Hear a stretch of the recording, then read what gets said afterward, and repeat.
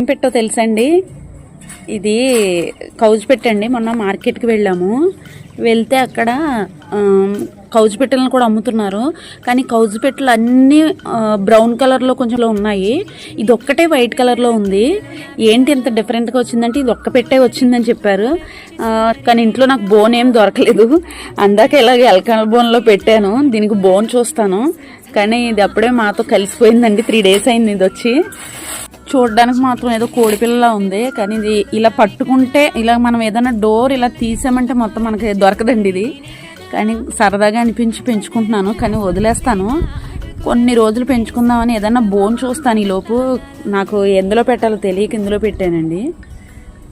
భలే ఆడుతుందండి, మేము ఏదైనా మాట్లాడినా భలే స్పందిస్తుంది. మా బూస్ట్ కూడా అయితే దీని దగ్గరే కూర్చుంటుందండి. అసలు భలే ఉందండి చూడడానికి. అసలు నేను ఈ కలర్ కౌజు పెట్టిన ఇప్పటి వరకు నేను చూడలేదండి.